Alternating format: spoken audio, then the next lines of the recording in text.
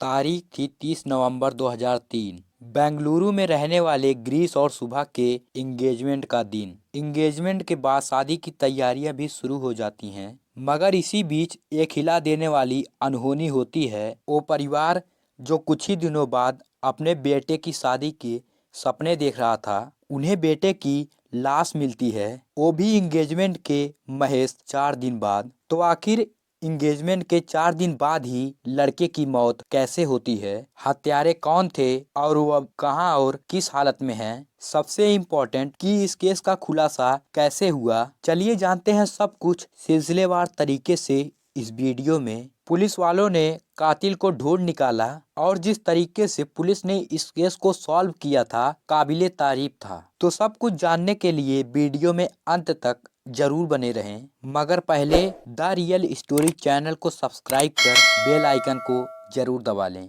दोस्तों, इस कहानी के दो सबसे अहम किरदार हैं 27 साल के सॉफ्टवेयर इंजीनियर BV गिरीश और 21 साल की सुभा शंकर। गिरीश 2003 में इंटेल कंपनी में सॉफ्टवेयर इंजीनियर के तौर पर काम कर रहे थे, जबकि सुभा अभी भी BMS कॉलेज में पढ़ाई कर रही थी। सुभा और गिरीश का परिवार बेंगलुरु में आसपास ही रहते थे। दोनों परिवारों में लगभग 15 साल पुरानी जान पहचान दोस्ती थी। साल 2003 के अंत में गिरीश और सुभा के परिवार वाले आपसी सहमति से दोनों की शादी करने का फैसला करते हैं। सब कुछ तय होने के बाद 30 नवंबर 2003 को बड़े ही धूमधाम से गिरीश और सुभा की इंगेजमेंट होती है। इंगेजमेंट के बाद तय होता है कि 2004 के अप्रैल महीने में इन दोनों की शादी कर दी जाएगी।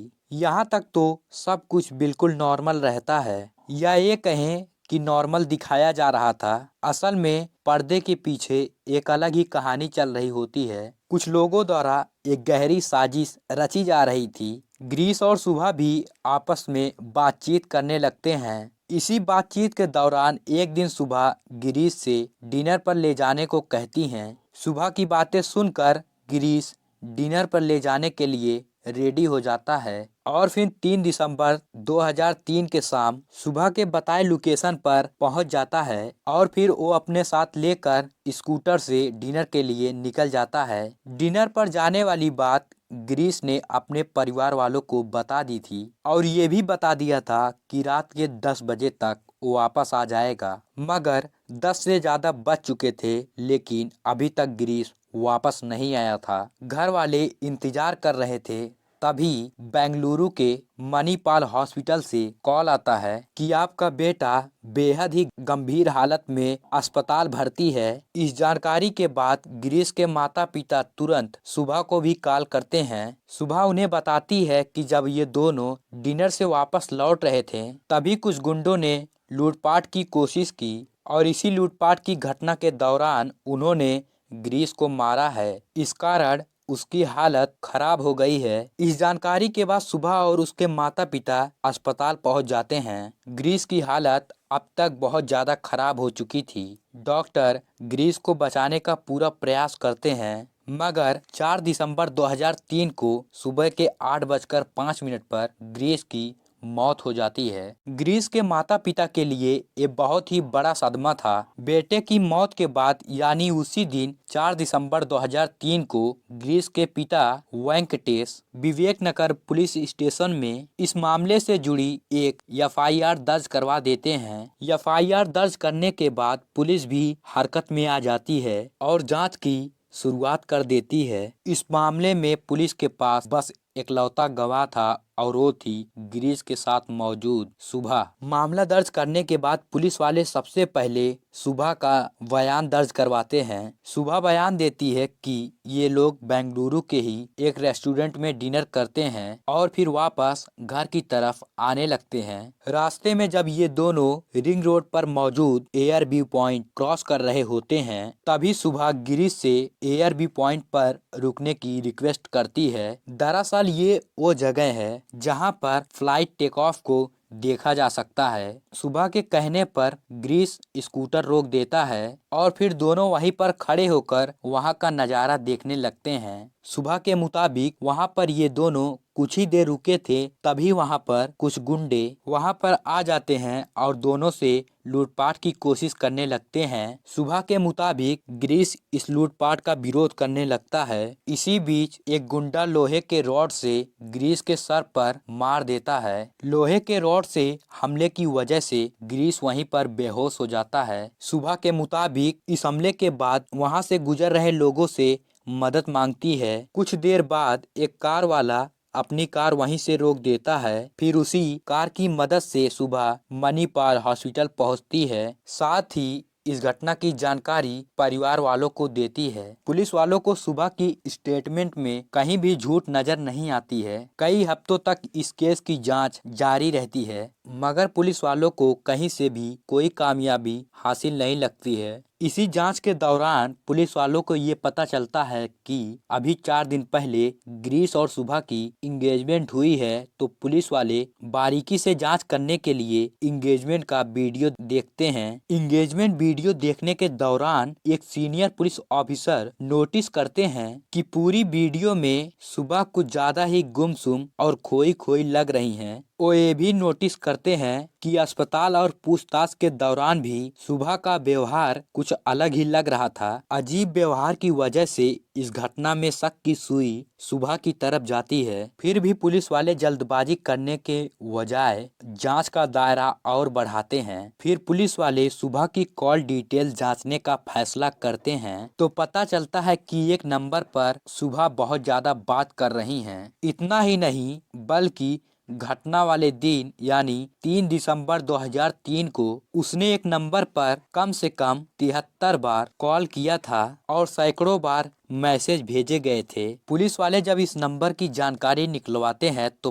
पता चलता है कि किसी अरुण वर्मा नाम के एक लड़के का है। अरुण वर्मा के बारे में और जानकारी निकाली जाती है तो पता चलता है कि बीएमएस कॉलेज में लॉ का फर्स्ट ईयर का स्टूडेंट है। कॉलेज में वो सुबह से 2 साल जूनियर था। अब पुलिस वाले कॉलेज में जाकर जानकारी इकट्ठा करना शुरू करते हैं। जांच के दौरान पुलिस वालों को इन दोनों के कुछ दोस्तों से पता चलता है कि असल में सुबह और अरुण एक दूसरे को प्यार करते हैं। इतनी जानकारी निकलकर सामने आने के बाद पुलिस वाले अपनी जांच आगे बढ़ाते हुए कॉलेज से अरुण वर्मा को जांच के लिए बुलाते हैं। पूछताछ के दौरान अरुण वर्मा बताता है कि इन दोनों की दोस्ती जरूर है, लेकिन ग्रीस के साथ हुई घटना से इसका कोई लेना देना नहीं है। अरुण वर्मा ये भी बताता है कि वो घटना वाले दिन बेंगलुरु में था ही नहीं। अरुण वर्मा के खिलाफ पुलिस वालों के पास बहुत ज्यादा सबूत नहीं थे,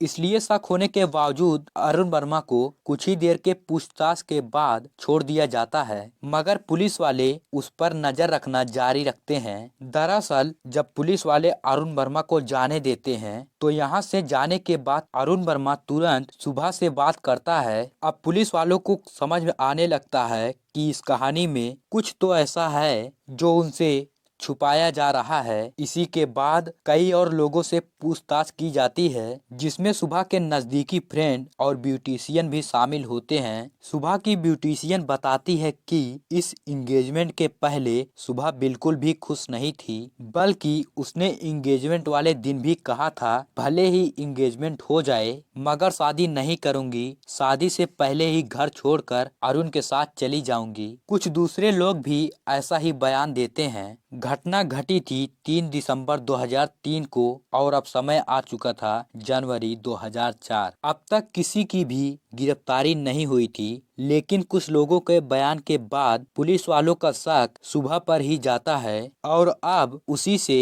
सख्ती के साथ पूछताछ शुरू हो जाती है। इस पूछताछ के दौरान सुबह एक हैरान कर देने वाला खुलासा करती है। सुबह के खुलासे के मुताबिक सुबह असल में अरुण वर्मा से प्यार करती थी और उसी से शादी करना चाहती थी, मगर परिवार वालों को ये बात मंजूर नहीं थी। उल्टा जब परिवार वालों को कथित तौर पर सुबह के अफेयर का जानकारी मिलती है तो सुबह की शादी ग्रीस से करवाने का फैसला करते हैं। सुबह हर तरीके से शादी को टालने का प्रयास करती है, मगर बात इंगेजमेंट तक पहुंच जाती है। इंगेजमेंट के बाद सुबह को लगने लगता है कि ये शादी होकर रहेगी, इसलिए ये शादी रोकने के लिए अपने बॉयफ्रेंड अरुण वर्मा से मदद मांगती है। जब अरुण वर्मा को समझ नहीं आता है तो अपने कजन दिनेश वर्मा से अपनी पूरी कहानी बताता है और उससे मदद मांगता है। दिनेश विकास वर्मा से अपने एक दोस्त वेंकटेश की मुलाकात करवाता है। दरअसल वेंकटेश एक लोकल लेवल पर गुंडे की पहचान रखता था।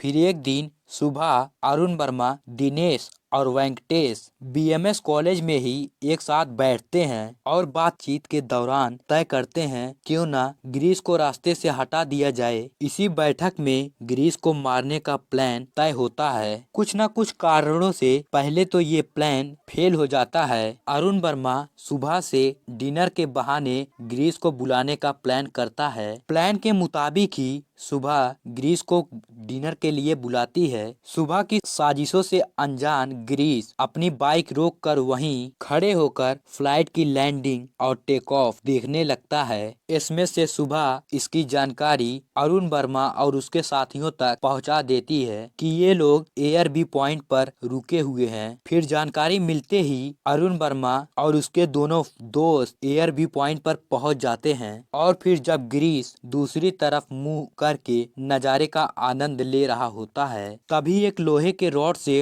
वेंकटेश एक जोरदार हमला गिरीश के सर पर करता है। चोट लगते ही गिरीश वहीं पर बेहोश होकर गिर जाता है। इधर हमला करने के अगले ही पल अरुण वर्मा, दिनाकरन और वेंकटेश वहां से भाग जाता है। फिर उन लोगों के जाने के बाद सुबह रोने धोने का नाटक करने लगती है और वहां से गुजर रहे लोगों से मदद मांगना शुरू करती है। उन्हीं में से एक व्यक्ति कार रोक देता है, जिससे सुबह मणिपाल हॉस्पिटल आती हैं और फिर इस मामले की जानकारी घर वालों को देती हैं और फिर सभी के सामने लूटपाट की एक झूठी कहानी सुनाती हैं। पुलिस पूछताछ के दौरान ये भी खुलासा होता है कि सुबह एक मॉडर्न ख्याल वाली लड़की थी। दूसरी तरफ गिरीश सिंपल लाइफ जीना पसंद करता था। गिरीश की सिंपलिसिटी की वजह से भी वो उसे पसंद नहीं करती थी। उसे डर सताने लगा था कि अगर गिरीश से उसकी शादी हो गई तो गिरीश की तरह उसकी भी लाइफ सिंपल हो जाएगी। इस कारण भी वो गिरीश से अपनी शादी हर हाल में रुकवाना चाहती थी। बस इसी के बाद गिरीश को खत्म करने जैसा हैवानियत भरा अंजाम किया। सुबह के खुलासे के बाद 25 जनवरी 2004 को सुबह के बॉयफ्रेंड अरुण वर्मा, उसके भाई दिनाकरन और दिनाकरन के दोस्त वेंकटेश पुलिस द्वारा गिरफ्तार कर लिया जाता है। इन दोनों के निशानदेही पर पुलिस जंगल से लोहे के राड को बरामद कर लेती है। इस मामले की सुनवाई 25 जनवरी 2004 को मायो हॉल कोर्ट में शुरू होती है। हालांकि कुछ ही दिनों बाद इस केस की सुनवाई बंद हो जाती है। गिरीश के पिता अकेले बेटे को इंसाफ दिलाने की लड़ाई लड़ते रहते हैं, मगर 2-3 सालों तक इस केस में कोई सुनवाई नहीं होती है। इसी बीच 18 दिसंबर 2007 को अचानक हार्ट अटैक की वजह से गिरीश की पिता की मौत हो जाती है। फिर 19 दिसंबर 2007 से इस केस की रेगुलर सुनवाई कोर्ट में शुरू होती है। फिर 3 साल की लंबी सुनवाई के बाद 2010 में गिरीश के हत्या के जुर्म में सुबह, अरुण वर्मा और अन्य 2 को उम्र कैद की सजा सुनाई जाती है। इन सभी पर 50-50 हजार का जुर्माना भी लगाया जाता है। चारों दोषियों को जेल भेज दिया जाता है। तो आपको ये कहानी कैसी लगी कमेंट बॉक्स में जरूर बताइएगा। धन्यवाद।